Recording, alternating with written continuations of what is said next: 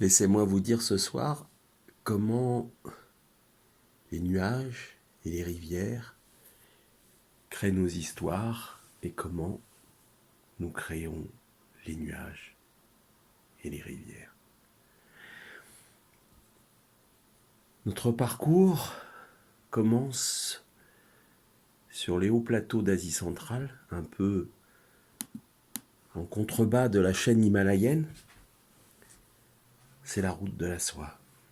De l'Asie vers la Mésopotamie, l'Europe et le Moyen-Orient, et du nord au sud, entre les grandes plaines de Sibérie et les grandes plaines des fleuves indo-pakistanaises.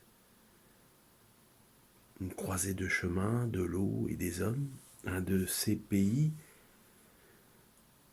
de ces hauteurs asiatiques étaient tout désignés pour se rapprocher de nos nuages. Le Kyrgyzstan, pour commencer notre épopée de l'eau. Les glaces et les neiges de l'Asie centrale sont les têtes de bassin de l'Asie, en pleine terre dénisovienne. Future terre décisive, pour ma part, comme un cœur d'Asie, pour la régulation de l'Asie et des pays alentours, si puissants, si fragiles à la fois, mais un cœur qui tiendra demain à travers les siècles. Ensuite, nous irons dans la continuité,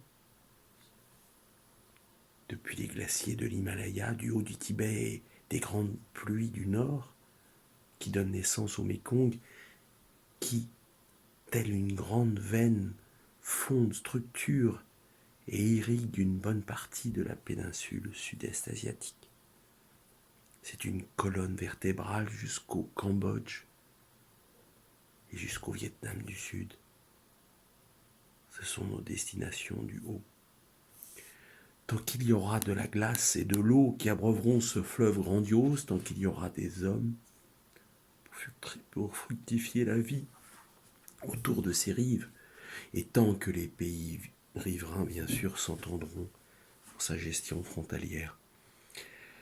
Le Mékong est menacé en amont par les glaces qui s'amenuisent et aussi par le manque de gestion intégrée de tout son long.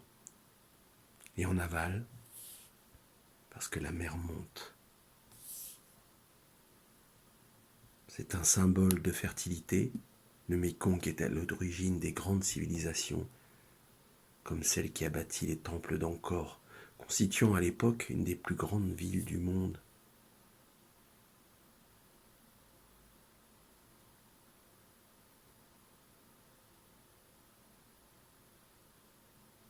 À bientôt.